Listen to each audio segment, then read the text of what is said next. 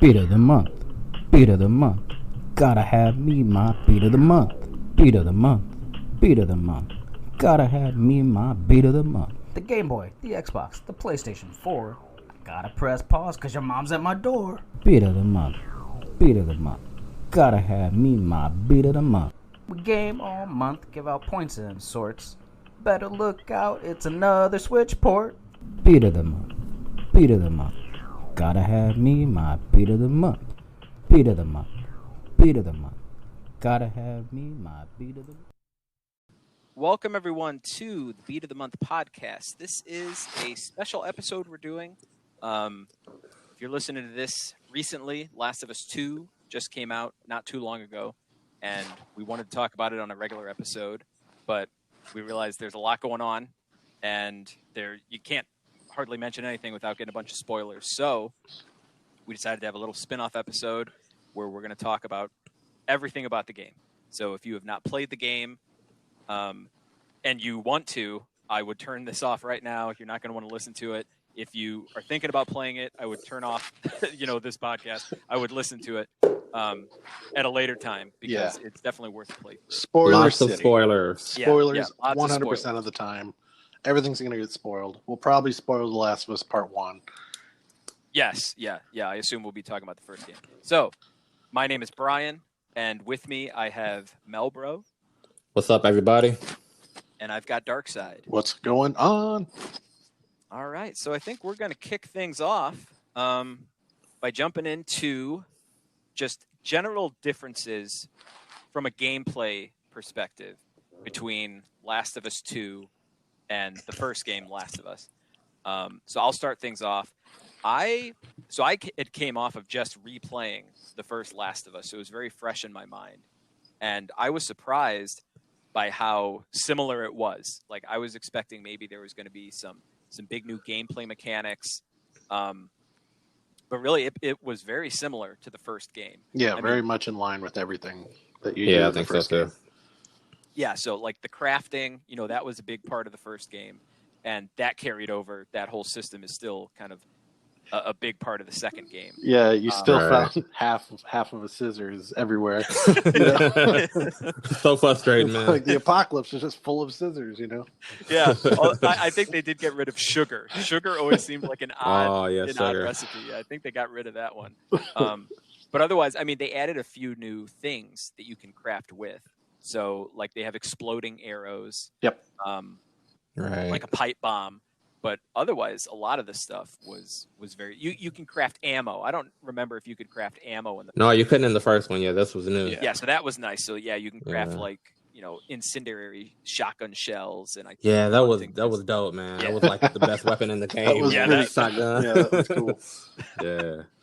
So, other than that, otherwise, like, Melbro, I think you had mentioned this when we were talking about this previously, but the better kind of hand-to-hand combat. So they added that dodge mechanic. Yeah, that was key, man. That really changed up the whole game for me, man. It made the combat that much more fun. Just the ability to dodge, and it was just cool, man. Waiting for the enemies to attack and just parrying, man, and seeing the outcome of the hand-to-hand combat as a result of you dodging, man. It was pretty dope. Yeah, and you couldn't just spam the dodge button. It didn't work. You had to actually be precise with your dodges. Right. And overall, even though the controls were, pretty much the same, they were much more tight in this game than they were in the first one, I thought. Yeah, I agree with that. And in the first game, I would just mash the square button, just trying to do the melee hits. And in this one, if you do that, you're usually going to get clocked a couple times. So that added, for the hand-to-hand combat, added a bit more depth. Otherwise, so crawling on the ground, it's really not that big of a mechanic, but it did add a little more to the stealth. Like if there's tall grass. Oh, going prone. Crawl yeah, going prone. Yeah. Well, actually, like laying flat on the ground. Yeah. Right.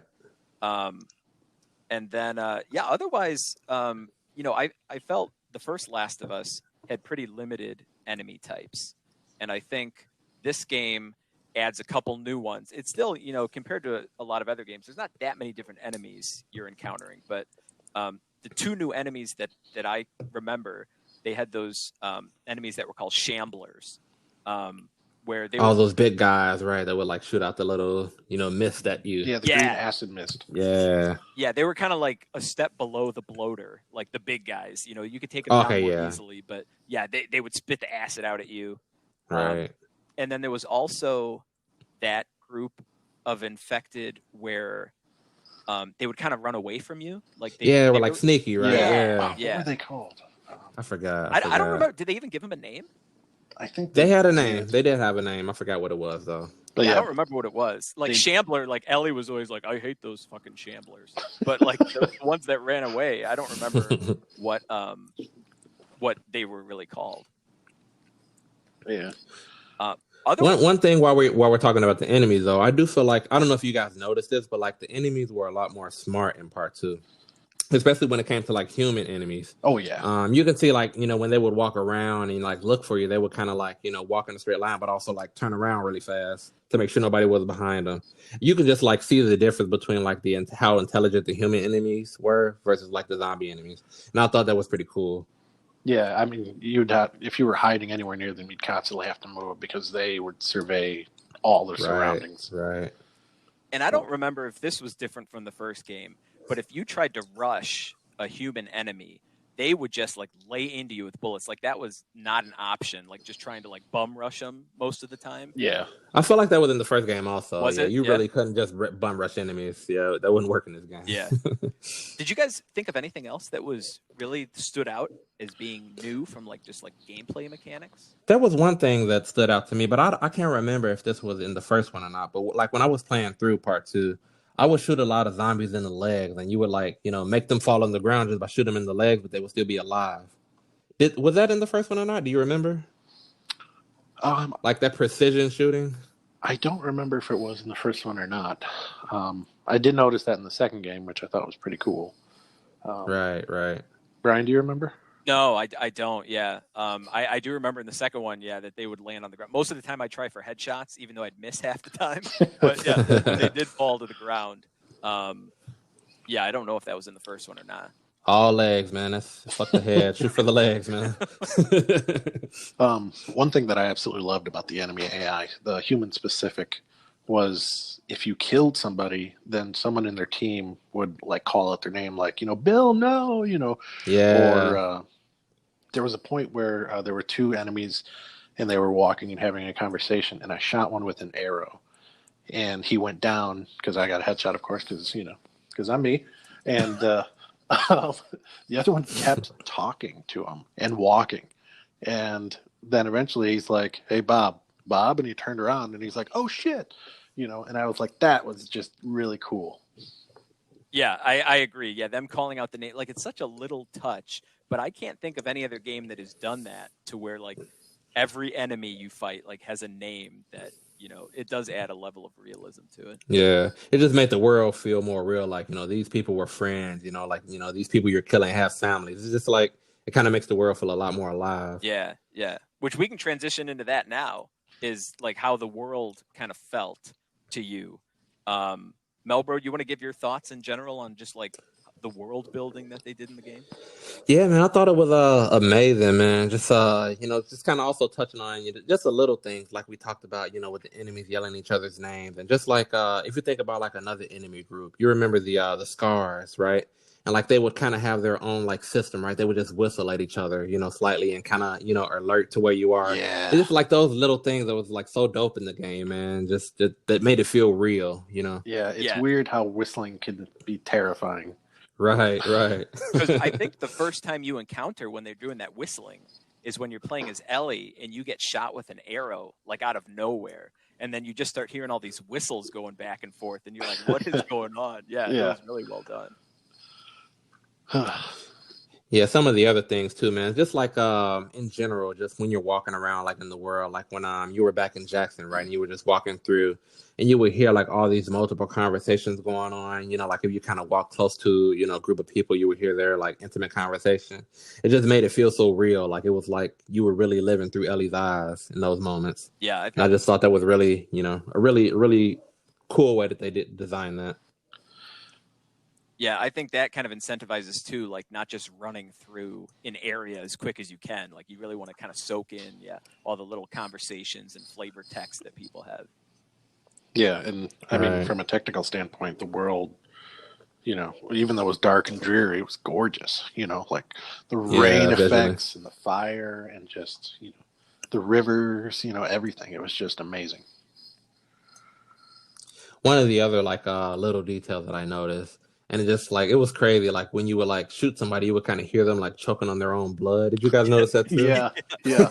I was like, man, this is like so real, man. It's crazy. Or if you shot off like in hand or something like that, they would scream in pain, and it was cool, but like it was horrifying to hear. Like just someone slowly dying, over the next 5 to 10 seconds in the distance when you shot them. Right. Yeah, and like the first time I threw a pipe bomb and like the guy just like exploded, I was like, oh damn. Like, it was really The violence, yeah. man. Yeah, brutal is a pretty good word for this game. What did you guys think about exploration, like in terms of like the sets and the different areas in the game? So I loved the part in Seattle when they opened it up, where it was like you can go anywhere you want, and they even said like you go to the bank, and I think Dina's with you at that point, and Dina says, maybe we shouldn't go in there, and it really made me think like, oh, this is like an optional area, like I don't have to go in here, and because the Right. game mostly is very linear, to the point to where it like compartmentalizes every section, like it feels like a big open world, but most of the time there's all these little like points of no return. Like you'll jump down a cliff and then the area you were just in, like you cannot access that area Right. ever again. Right. Yeah. But that part in Seattle I thought was awesome. I wish they would have done that a little more, where like you just have like free reign to go through a big map and like explore stuff. Yeah, that almost felt like an open world, right? Like Yeah, it was like this small section of the game was kind of like an open world. Yeah, I agree. I can't imagine if the whole game was like that. Like I'd probably still be playing it right now. Right. But Right. but yeah, for a very story-driven narrative, the majority of the game was very linear, but it didn't really look it or feel it while you're playing it. Yeah, I would agree. Yeah, because I feel like every different area felt so different. If we just, talk about some of the later parts in the game, like the whole skyscraper building, kind of going through that, it just felt like a whole different game almost because the areas were so different. It really felt like you just traveled across the country. Yeah, it was. And I love it. They did this in the first game too, where it's like when you're traveling to a place and you see it off in the distance, and then you'll go in a building, and then when you exit the building, like you still see where your destination is, but it's a little bit closer, and like that is a really cool effect that they do. Yeah, Right. It helps with motivation. And then like also when you're going through like just the regular like towns and stuff, there's so much detail that's put into all the little shops. Like you go into a bike shop, and I mean they have all sorts of like bike helmets and like posters specific to a bike shop, and like it feels like a real place that existed. And I mean it must have just taken them so much time, because some of the times it's like you go into a grocery store and there's stuff in that grocery store you don't see anywhere else in the game. Like they must have spent so much time putting that together. I definitely agree. And then one of the other things you mentioned, like little details that like really made the world feel alive. Question for you guys: did you guys like read a lot of those letters that you would pick up? Oh, I read them all. Yeah. Yeah, and it's like you would read some of these stories, and it's like they really put in time. Really put a lot of time into like building a narrative behind these people who weren't even alive anymore, and it just like really made the world feel that much more alive. Like you would kind of get invested in this dead person you see laying here, and this little letter in their hand. It's like, oh shit, they had it kind of rough, man. Yeah. I want to see more. I want to see more of their story. Hey, how many PS3s did you guys run across? Would you say? Oh, I think I noticed one. Were there a lot of them in the game? I noticed 3, but I don't know how many are actually in the game. But I missed that. I didn't notice there were any. I noticed the PSP, but not a PS3. Yeah, in a few of the houses there were PS3s. Oh, really? Yeah. This is a pretty minor detail, and I don't even know if it's actually like true, but it seemed like every time when I needed to get out of a building, there was an exit sign right by where I needed to go. And it was realistic that there would be an exit sign there, but it seems like they put the exit signs in places to guide me to like, okay, this is where I need to go to like get out of this area. I don't know if that's, there could have been exit signs all over the place that I just didn't make that connection with, but I always felt like, oh, there's an exit sign. That's where I should be going, probably. Right. That's a nice little detail. Yeah. Definitely. One other question I have for you fellas too. I guess this game, has its moments where it's supposed to, kind of be a spooky game, right? Were there any portions of the game that kind of, made you jump or anything like that? For me, the one part of the game that really did that for me was that bottom floor of the hospital, man. It was like, man, I was like, at every corner, I was just looking like, oh shit, something's gonna jump out. You mean monster from inside? Yeah. Yeah, right.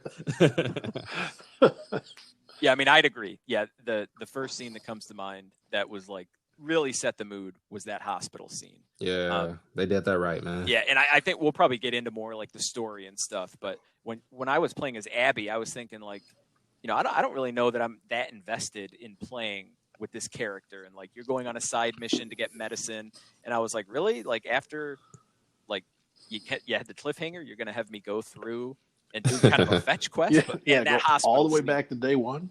Yeah, right. That hospital scene was so well done, and to top it off with that boss was just incredible. Absolutely. I also liked that I thought was pretty scary. The scene with Ellie when you're chasing Nora. Once you drop down, and it's you and Nora's run off somewhere, and then there's a bunch of clickers down there with 2 or 3 human enemies. That kind of terrified me because I didn't know where to go because I kept getting shot or attacked by a clicker.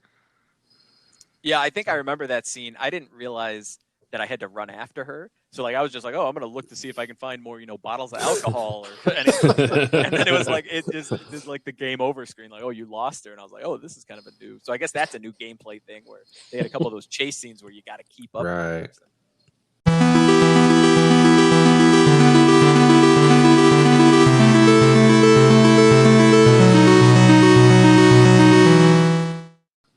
Yeah, so I guess if we're done talking about the world in general, why don't we talk about the first hour from each game? So the first opening hour of the first game, I mean, they get you into the action immediately. I mean, it's like maybe 10 minutes you're walking through the house with Joel's daughter, but then you are in the city, like stuff is going down.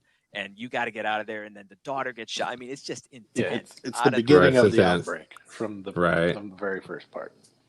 And then this game is just so different, where it starts off, and it's just a lengthy cutscene where you're watching Joel, and he's kind of cleaning that guitar, and he's talking with his brother, and then he's talking with Ellie, and it's more just exposition. There's really no action for the good first chunk of the game. What did you guys think about that?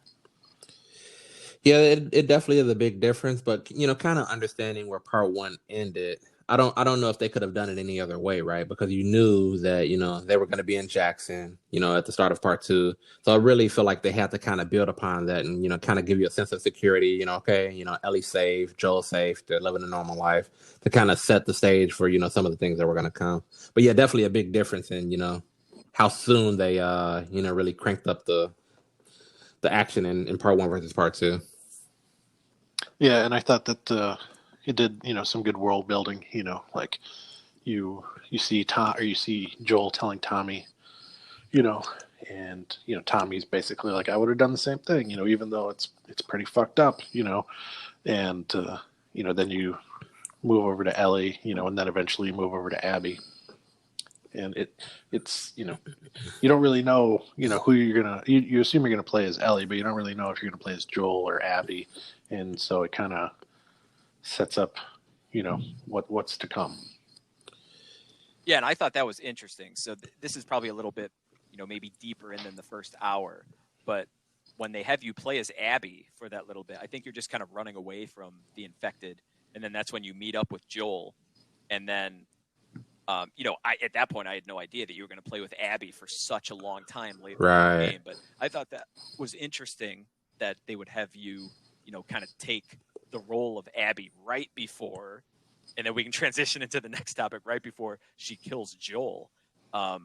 So what were your guys' thoughts when Joel was killed? I was a little surprised. I guess I probably should have known that, since this game, featured Ellie, that Joel was gonna die. I think a lot of people assumed that, but for some reason, I just didn't put two and two together. I didn't go into the game, assuming that Joel was gonna die. So it really caught me off guard. I had no clue, man. Really shocked by it. Yeah, really shocked. Yeah, I had no idea either. I had kept away from all spoilers.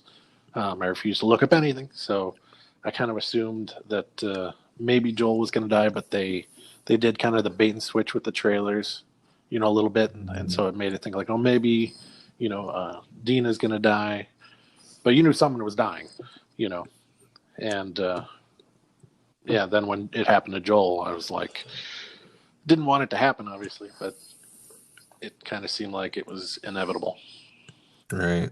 Yeah, I guess I thought he was going to get, maybe kidnapped or maybe really badly beaten. I was not expecting him to die right in the beginning of the game. I was surprised, especially. I mean, it was brutal. I mean, they just beat the hell out of him, and then when it's that last moment and they take Abby takes the golf club to him. Yeah, that was just vicious. Yeah. So there are some things that I liked about Joel's death, and some things I didn't like about it. So what I did like about it was that it was, I guess it was definite, right? So there was no question at all. Okay, is Joel gonna come back later in the game? It was like, okay, he was dead. He was dead. Like that was it. Yeah. there was not left to any question, any interpretation. Kind of like The Walking Dead does stuff like that. Where they might be dead, but they might come back. Yeah, and I hate that type of stuff. So I like that they just made a firm decision. He's dead. Let's move on with Ellie. But what I didn't like about it though, I feel like it was a little out of character, right, for him. Joel, in part one, just was so cautious with new people, not, trusting them easily.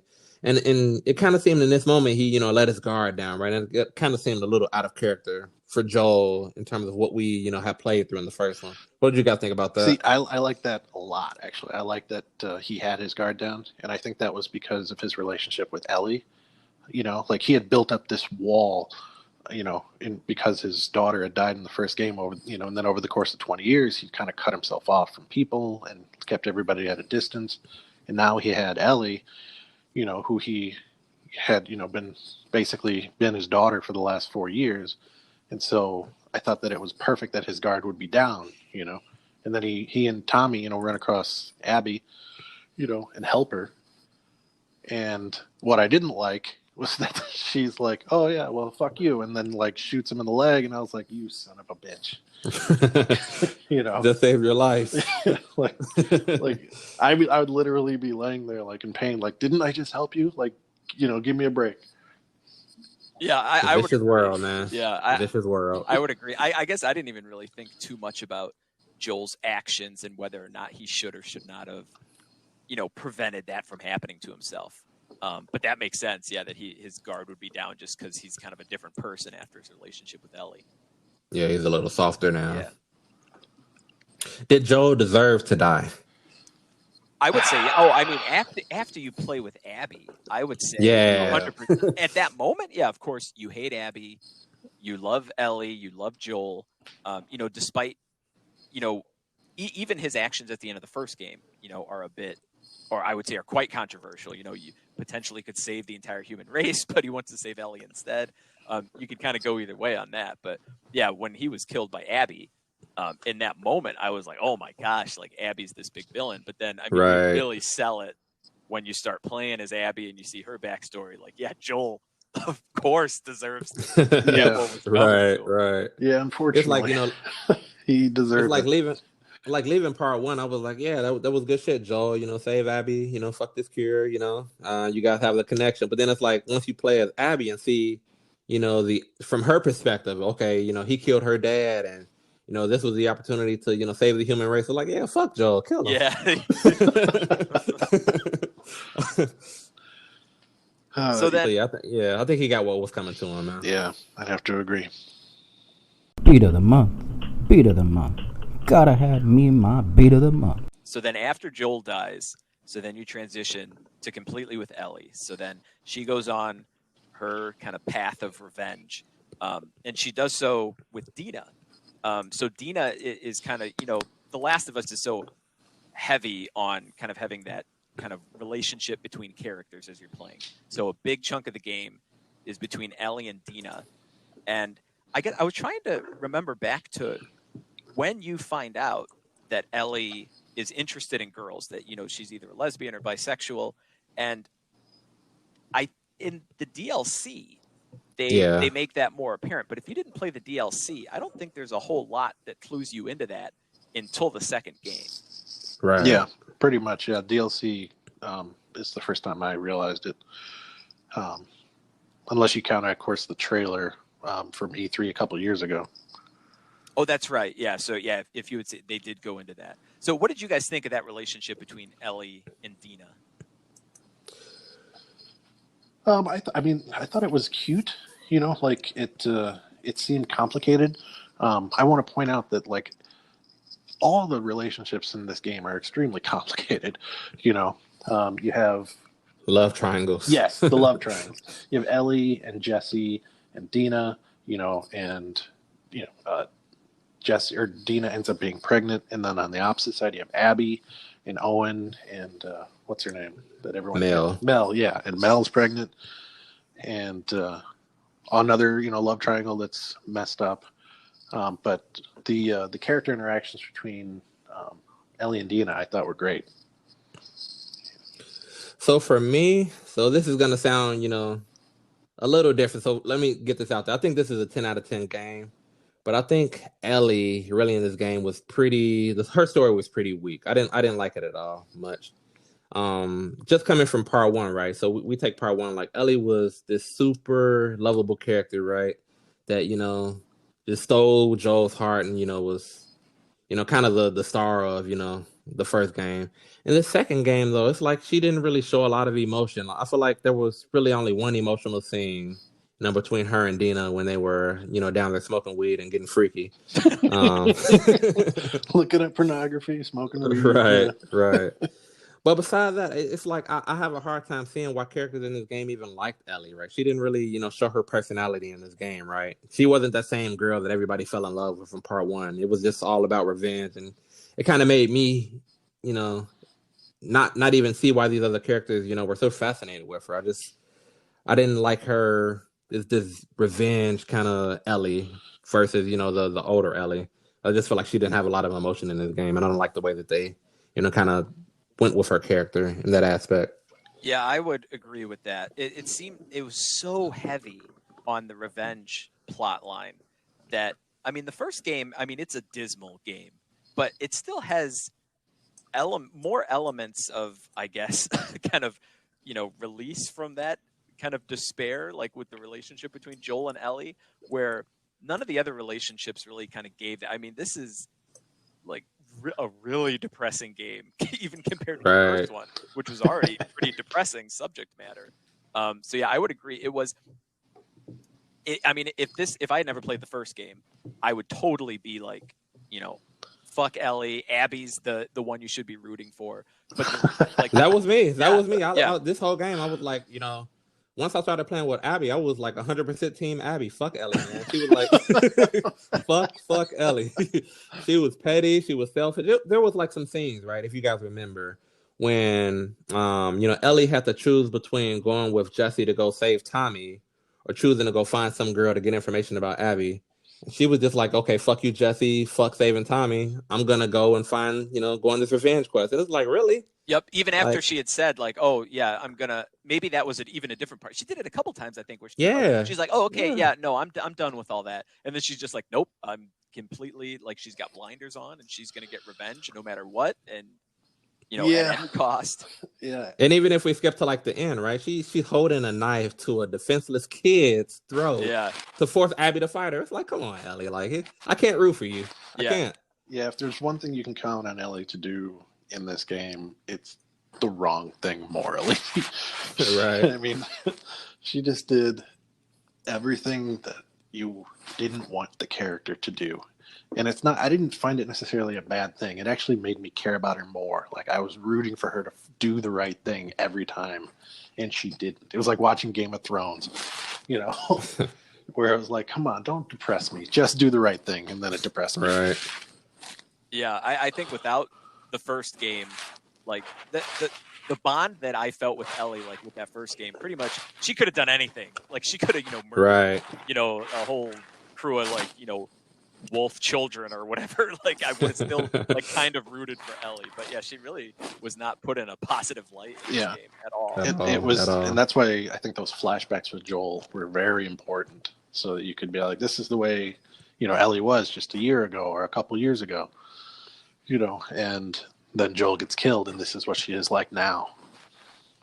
Yeah, that's a good point. I guess maybe that turned her, like maybe realizing that, she could have saved everyone had Joel let her make that sacrifice. Like, and that's kind of jumping ahead, but that's a big reveal in the game when Joel finally breaks down and tells Ellie the truth about what happened at the hospital with the Fireflies. But maybe that was a turning point to where Ellie just kind of lost all of her I guess innocence at that point. It was just kind of like a shell of a person, just kind of hell-bent on revenge. Yeah, which is kind of odd that she would be so focused on getting revenge for Joel after their relationship had been so fractured.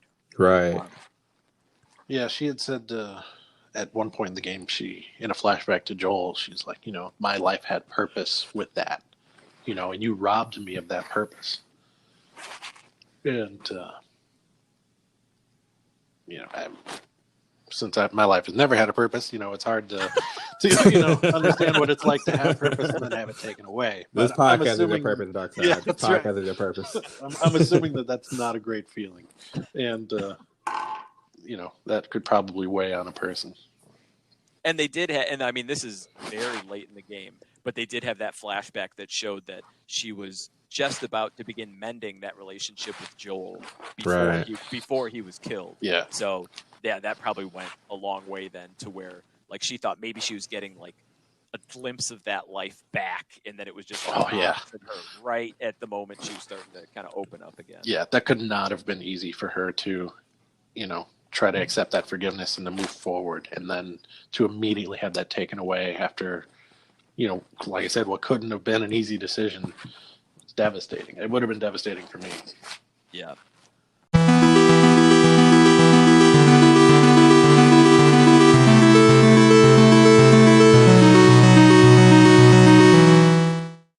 So we talked a lot about Ellie. I think kind of in that conversation, we've also interspersed talking about Abby as well. So I guess, what did you guys ultimately think when the game transitioned to Abby? Because I thought the game was done.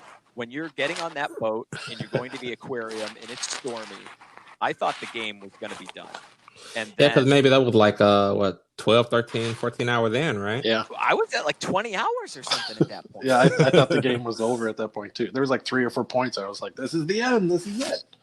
Yeah. And then it just kept going. So then, and the way that they dropped it right at a cliffhanger to where, Abby's got the gun at Tommy's head, and she had just killed Jesse, and she was about to,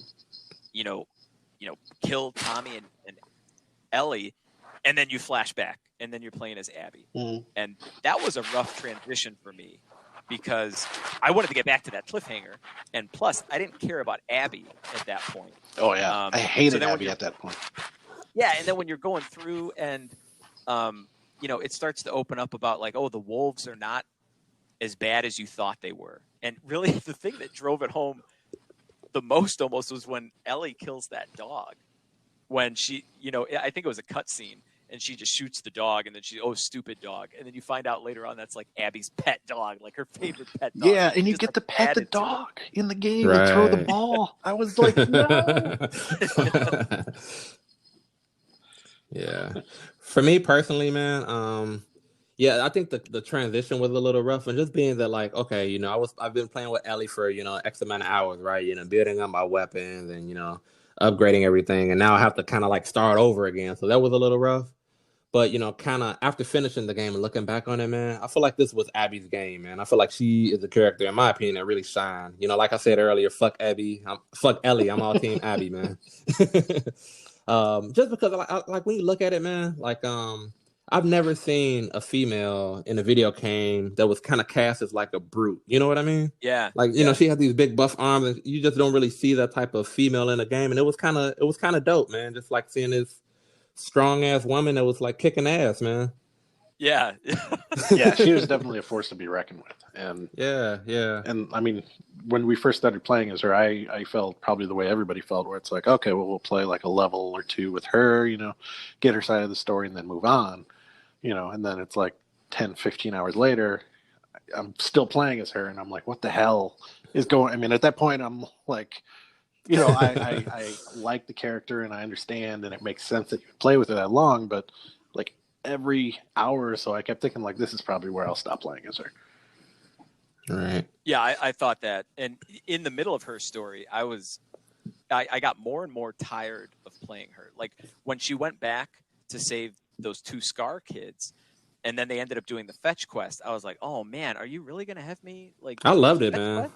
Now, I loved every second of Abby's I love the storyline. the gameplay. Like, when they announced the fetch quest to get the medicine, I was like, you got to be kidding me. But then, yeah, when you're doing that skyscraper into the ground zero of the hospital, I mean, those were some of the best scenes of the game. And I think the gameplay was so good that it redeemed what I thought was kind of a weaker, I guess, like main plot line for Abby, like what she was striving to do.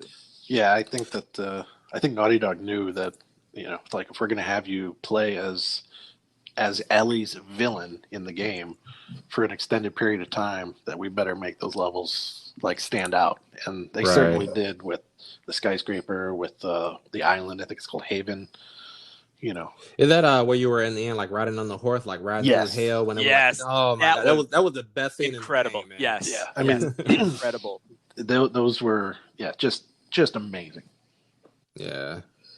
Yeah, but I mean, I really enjoy. I guess I have a different take than you guys. I really enjoy, the Abby aspect of the game, actually more than the Ellie aspect, just because I feel like I really grew to like Abby.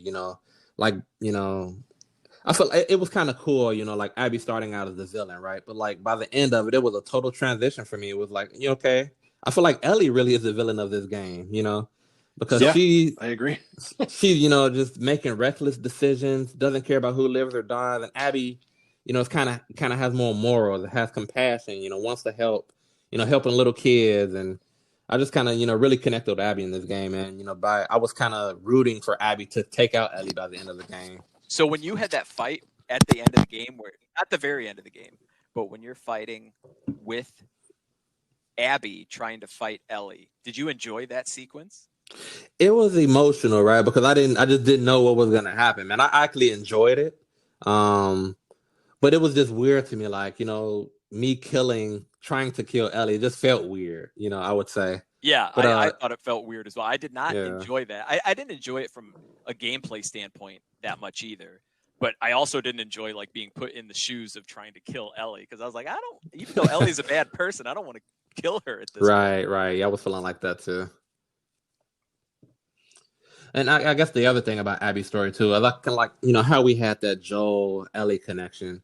I kind of felt that connection with Abby and Liv, by the end of it, and like, these two really have a strong bond, and I kind of want to, see them come out of this, alive. I kind of felt that the same feelings that I had from part one, with Joel and Ellie, I feel like I got with Abby and Liv in this game, and that was pretty dope to me. So another part with Abby's story, that they ended up not going this direction, which I was pleased with, is, you're playing as Ellie, and then all of a sudden you see Abby's story, and you realize all the, the WLF or the Wolves, they're not that bad of people. So then when you meet the 2 Scar kids, I was like, really? Are they going to do this story now where like, oh, the Scars are actually good people too? And I was kind of like, this just seems like it's getting a bit too much. They didn't end up it seems like all the Scars are kind of like messed up. Like they really don't do anything redeeming with any of the other Scars. And I thought the relationship with Abby and Lev and the other Scar kid was really well done.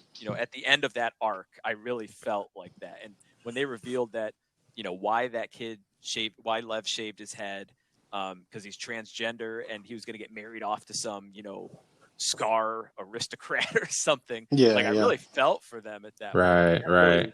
Really, if I replayed the game, I'm sure I would enjoy it more from a story perspective, knowing that that's where it was leading up to. Yeah, I felt the same way. It's like I really enjoyed the connection between Abby and Lev. just because I feel like the first game really made me feel a connection between Joel and Ellie, and I feel like I got the same out of this game with Abby and Lev, and I think that was really well done and well told in this game. Yeah, I agree. I mean, it seemed, like a mother-son relationship, which Abby, seemed for the first half of her playing, seemed like she was on the same path as Ellie, like revenge, and then she meets Lev, and it kind of changes direction. Because it was very similar. Like they did a flashback with Abby, and she was, in a serious relationship with Owen, but she was so consumed with trying to find Joel that she let that relationship dissolve. And that was very similar to Ellie, who's so consumed with revenge that she lets all of her relationships dissolve. So really, yeah, there was a lot of comparisons with Abby and Ellie. Yeah, there were a lot of parallels. Yeah, they mirror each other quite a bit. Yeah, and just the whole love triangle thing, right? Like Darkseid mentioned before, and they both were, fueled by revenge, and there was a lot of parallels between the two, and kind of made you, kind of. I guess by the end of the game, did you guys pick and choose a side? If you were Team Abby or Team Ellie? I'm still Team Ellie. I did not choose a side. The way I saw it is that in the real world and in the world of The Last of Us, there's no such thing as a good person or a bad person. There's just people. Right. And sometimes people do good things and sometimes they do bad things. Yeah, it seems like that's how you survive. You got to do a bunch of bad shit. Yeah. After the first game, I'm a creature of habit where Ellie could have done anything and I'm still going to be on Ellie's side. But I did not.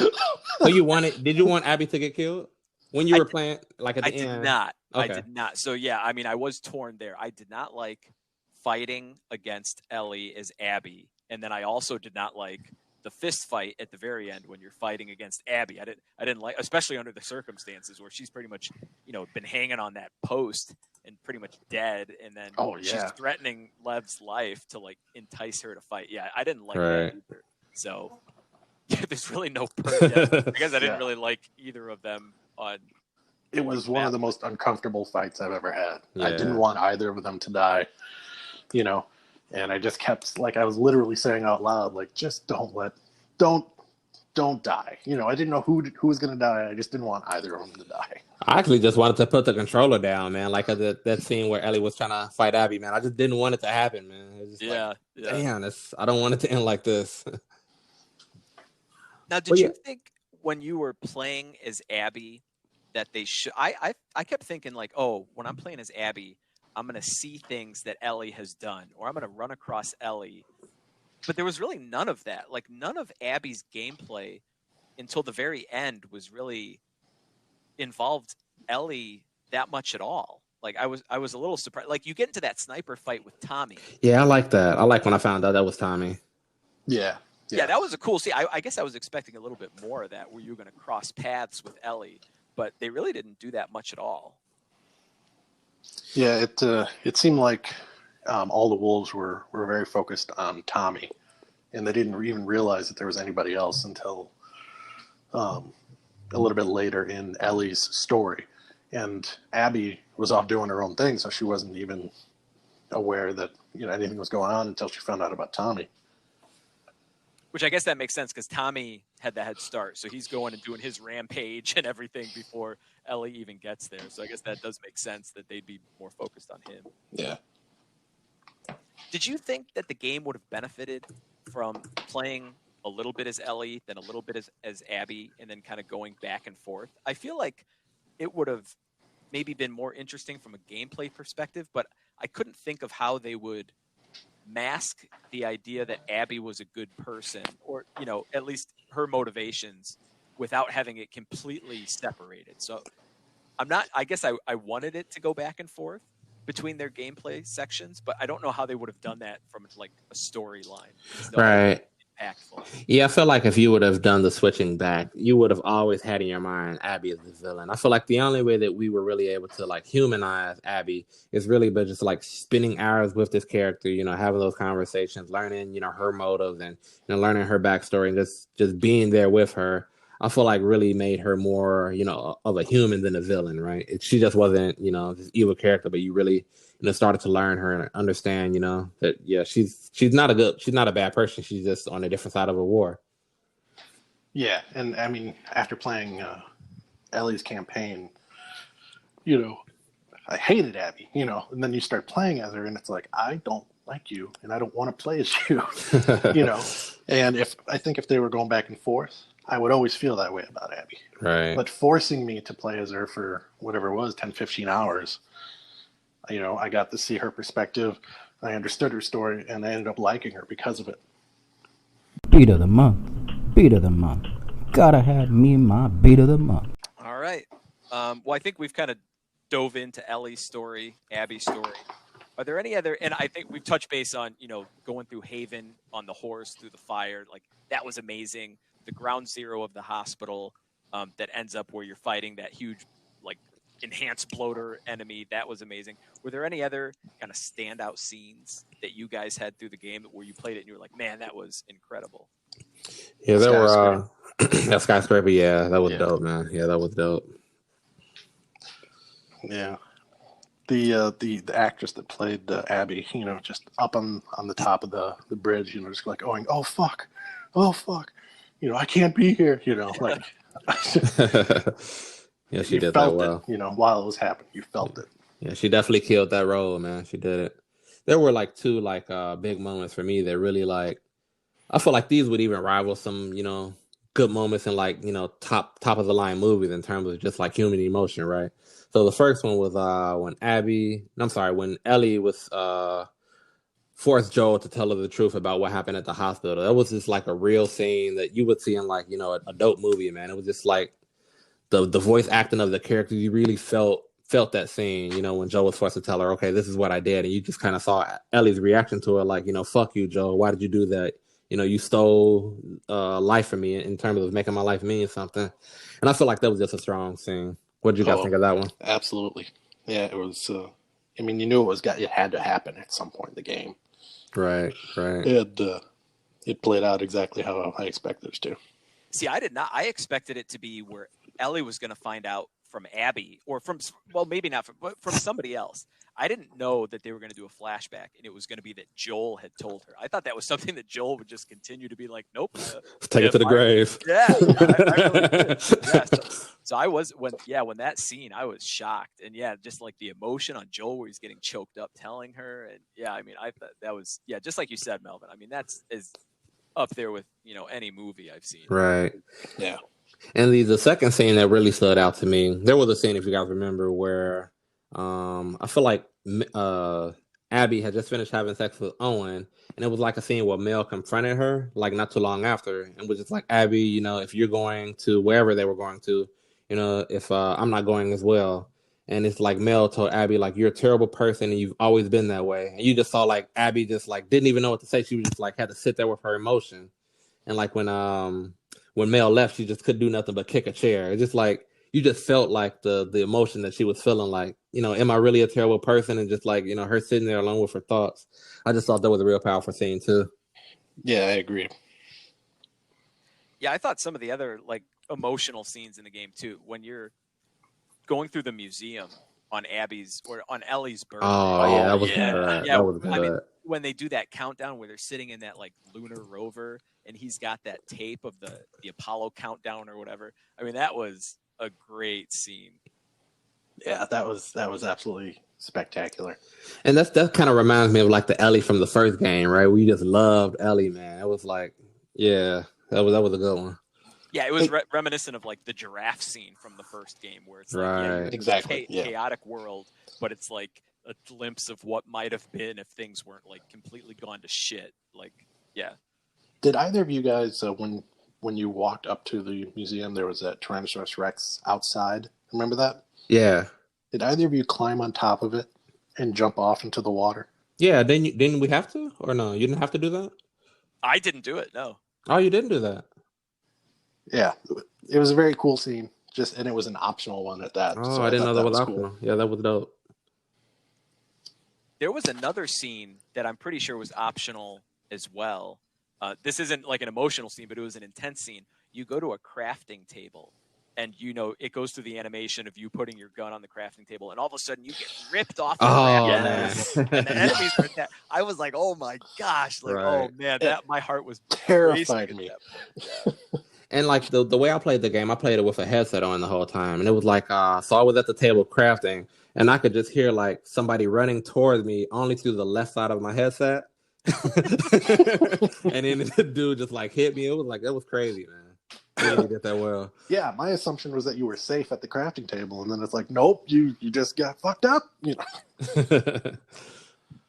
And then another intense scene when you're doing that first, when it's like a flashback where you're with Joel, and I think you're clearing out a hotel or something, but you fight, I think it's the first bloater of the game, and it's just busting through walls and stuff chasing you. I thought that was an awesome scene. Yeah, it was. Yeah.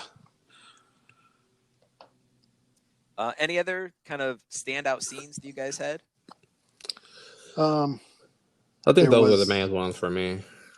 There was the scene where Abby spares Dina and Ellie's life, which I thought was really intense, mainly because she has the knife to Dina's throat, if you remember, and Ellie says, wait, she's pregnant. And then Abby looks her in the eye and goes, good. And you think that she's about, and it felt like she's literally about to cut her throat. And I audibly gasped, like, and then Lev, stopped her. Yeah, extremely intense and emotional. Yeah. All right. If there's no other scenes you guys want to talk about, one other this is random, not really dealing with any specific scene, but I thought it was funny.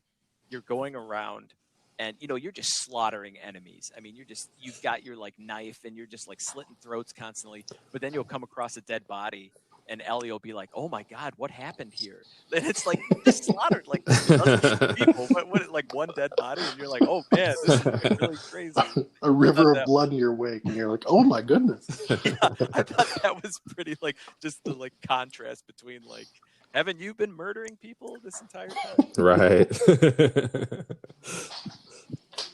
All right. Any you guys have any kind of final thoughts then? I guess comparison first game, this game. Have we talked about our favorite scenes yet? Like, are we going to name our favorite scene from the game, or are we not doing that? Yeah, go for it. What is your? I mean, mine would be when you're escaping Haven. Yeah, same here. I mean, that was an incredible.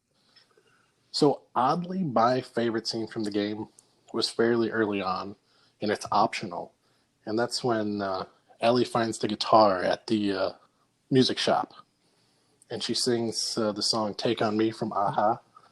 That was a great scene. Oh yeah, that was good.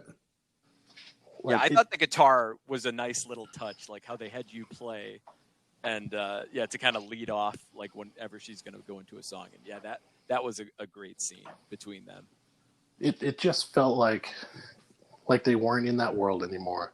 It was an extremely nice moment, calming, and like there was no danger. That's like we're living in a world that's full of danger left and right, and for the next 3 minutes, we're all fine. Yeah, that kind of similar, going back to the giraffe scene from the first game. Yeah, it reminded me of that a little bit, where it's just like a glimpse of normalcy among this chaos.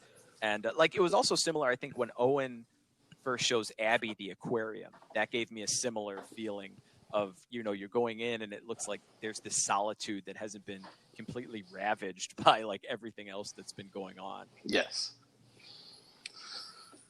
But yeah,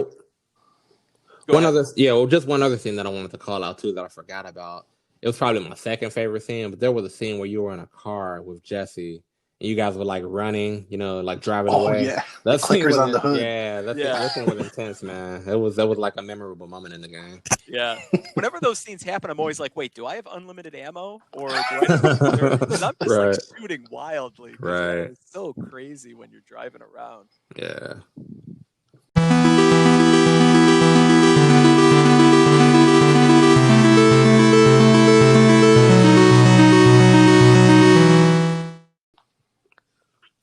All right. Well, if you guys didn't have any other scenes, then I guess kind of final thoughts. overall on the game? Where you'd compare it to the first one? I have a lot of final thoughts actually. So, one of the things that I didn't mention from a gameplay perspective in terms of just how dope this game was. I don't think I really played many games that really gave you the choice to kind of play the game in the style you wanted, right? So there would be scenes where I would just go through the game just all stealth, and just kind of run past, not even touching enemies. There are other scenes where I would just go through the game and be stealth and kind of snap necks and take out enemies quietly. But then there would be other scenes where I would just go batshit crazy with an AK and just spray all the enemies up. It was just, I never played a game that really just opened it up and really just gave you that type of freedom to play how you want to play. And it's depending on how much ammo I had or what was going on in the game, I would really play it differently each time. It kind of felt like I was playing a whole different game, based upon just whatever I was in the mood to play at that time. And I really thought that was well done in terms of just straight gameplay. And I was always attempting to do stealth. I wasn't very good at it, but that was always my intent. Then once I started getting attacked, then it was just like, I would just unload with shotgun and stuff. I was the same way. Always stealth. Trying to do stealth, but then not doing it correctly. I think towards the end, I got, I was really just trying to beat the game really quickly. So I just said, fuck stealth. I'm just running in here with a shotgun and just blasting my way to the end of the game. They give you and it was fun. Yeah, they give you quite a bit of ammo too, I felt like. Where at the end of the game, I'm sure I just had like loaded flamethrower and like loaded, shotgun and stuff that I thought like, I better not use this now. I better hang on to it. Yeah, I always tend to like reserve it. Like, I need it for now. I need it. And then, you get captured or something. And then I guess one other thing that I want to mention, I feel like there was the one big miss in the game. I don't know if you guys would agree with me, but and maybe this is coming in part 3, but I really felt like the thing that I was coming into the game expecting that was going to be explored that really didn't get talked about at all was Ellie's immunity, right? So, okay, Ellie has this immunity, is it in her genes? How did she get it? If she has kids, will it be passed down to them? It's just like this whole Ellie being immune thing is just like, it's kind of like a side. It's not even like a story that was really like well drawn out. Like we still don't know why she's immune or, what's gonna, she's the only one in the world that's like this. I was really hoping to have some of those questions answered in this game. I feel like I kind of left the game not having those answered, and that kind of disappointed me. I don't know what you guys think about that. So I guess I didn't really have that expectation at all. I'm not quite sure why. Maybe it's because watching The Walking Dead and you get no answers about everything. So I assume, every zombie-infected movie is just going to be like you're living in the lives of these characters, and it's not going to really explain like the greater. But yeah, you're right. I mean, it is directly focused on Ellie being the only person, as far as we know, in the world that has immunity. Right. They don't go into that at all. But yeah, I guess I just wasn't anticipating them to go down that road, so I was not disappointed that it really didn't develop into anything. Yeah, I thought that was going to be like the main focus of part 2. Because they kind of ended it right. Like if you think about how they ended part 1, it's like okay, Ellie's immune and they killed the last people who had the cure. But I thought in part 2 there was going to be some new doctor that popped up or some decision she was faced with again, whether she would give her life for humanity or something like that. So it was kind of weird that was just kind of like not even a focal point at all, or not talked about at all in this story. Yeah. Yeah, the cure was it was in the back of my mind the whole time I was playing, thinking, like maybe it's going to pop up. But after a while, it seemed like, the story wasn't going in that direction, so I kind of forgot about it. Up until that one scene where she's looking for Abby and meets up with that group. What are they called? The Rattlers or something like that? Yes, and I wanted to talk about that. So again, I thought the game was over when you're at the farmhouse with Dina, and it seems like life is finally settled down, and then Tommy comes, and then you kind of tell him off, and I thought that was how the game was going to end. But then no, it goes into this another scene with the Rattlers. What were your guys' thoughts on that whole sequence? Well, let me say right here, when Tommy came back and was like, "Oh, you got to go do this quest again," I was like, "Tommy, you piece of shit." I was like, Ellie seems happy, and you're over here saying you have to go get revenge for me.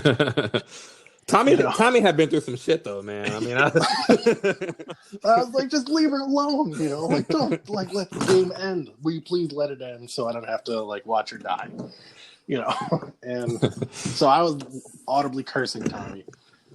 But sorry, what was the question? No, that was pretty much it. Yeah, just what your general thoughts were. I mean, I was shocked that it continued to go on. I was like, oh man, this game is just never ending. I mean, I enjoyed it, but yeah, I was really surprised that it continued to keep going, and I was disappointed too because it's like, all right, Ellie learned nothing. She's just continuing to go even after she was spared by Abby, and then when it all ends, like she goes back to the farmhouse. She's lost Dina. Maybe she's going to go after her, but it's like that was all for nothing. Yeah, that's what I was thinking too. And I guess, kind of transition into, my thoughts on the ending. It wasn't really satisfying for me because I felt like, okay, she had the opportunity to kill Abby, right? And she didn't. So it's like, okay, what was the whole point of all of this? Like, this was all for nothing. Jesse's dead, Tommy the cripple. And I guess another thing on Tommy, like, how the fuck did he come back from the dead? I just, like, Tommy was... I wasn't expecting Tommy to come back, man. It was crazy. Yeah, Abby shot him in the face. Yeah, right. They must have the best medical staff. He just got shot in the fucking face. Right. I thought it was pretty ironic in that if Ellie does not go back to try and kill Abby, then Abby dies on that post that the rapper put her on. So I thought that was kind of interesting that, she ended up saving Abby's life, which is like the opposite of everything she was trying to accomplish in the entire game. Yeah, it's pretty crazy. She literally had to do nothing, and she would have gotten her revenge. Right. But did you guys hear, like, as she was walking, she was like, you better not have got killed by a clicker, Abby. Like, it was really like she had to be the one to do it. Yeah. But what were you guys thoughts on the ending? Like, was it a satisfying ending, or what did you guys think of it?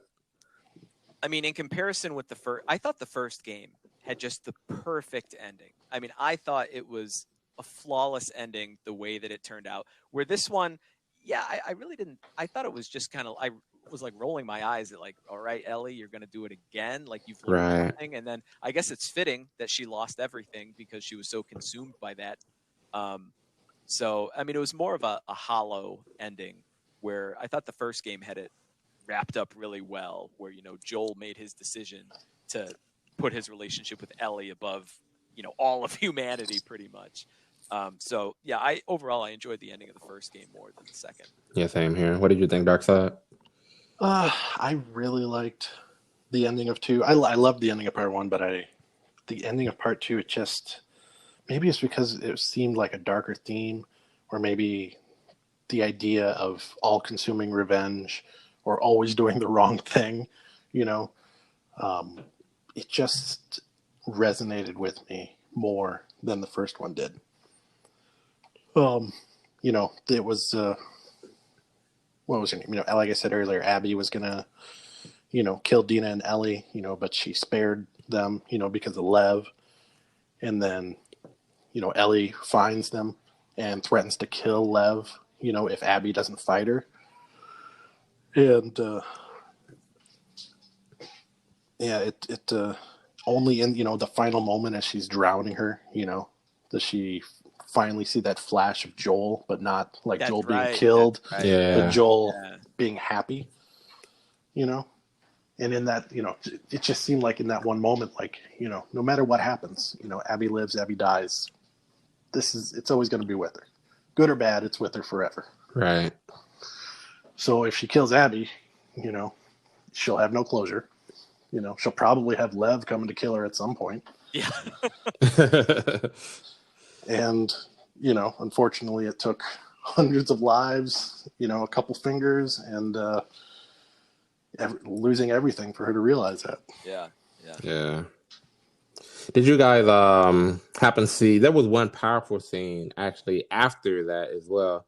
So did you, not a scene, but like a screenshot. So did you guys look at the menu for the New Game Plus? Yes. No, I did. I'm glad you brought it up. Yeah. So it was a screenshot of a boat, right? So, like when you play the normal game, you always see this dark screenshot of a boat in the water, right? It's like a dynamic theme. Right. Yeah. But when you start the New Game Plus, if you look at that, it's like a screenshot of a boat at Catalina. and that's the place that Abby and Liv were, always trying to get to. Oh, So that yeah. kind of told us that, like, okay, they made it. Yeah. Abby and Liv kind of had a happy ending. So And it was- I think that was pretty powerful and subtle. Like if you caught that. Yeah, it was a bright beach. There was a building off in the distance. Yeah. So your assumption being that they went and found fireflies. Right, they made it. I got to boot the game up now. I got to check out the dynamic theme, man. I missed it. Oh man, spoiler for Brian. Well, all right, guys. If you didn't have anything else to add, I think we'll go ahead and wrap things up. My final thought. Yeah, Probably go one for of it. the greatest games I ever played. I would agree with that. It's up there. It is great. I mean, I'd still give the edge to the first one just because I love the story of the first game so much. But yeah, I mean, they're both, probably 10 out of 10 games. Yeah, definitely. Yeah, definitely. All right. Well, this has been the Beat of the Month podcast, the kind of in-depth walkthrough, look-through of Last of Us 2. If you want to reach out to us, you can reach us at beatofthemonth@gmail.com. And we are also on Instagram, Beat of the Month. And then also Discord, YouTube. I don't know how much activity we're going to have there right now, but keep your eyes there, and we'll address it eventually. But if you have any questions in general, gaming related, we'd love to hear from you. Again, that is beatofthemonth@gmail.com. So this has been Brian, and I've been joined by Melvin. It's been good, fellas. Good one. And Darkside. Peace out.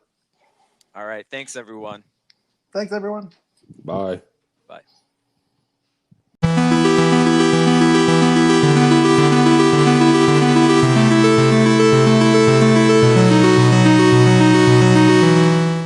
Ba-da-ba-bum-bum. Oh, yeah, we're doing a podcast now, yeah.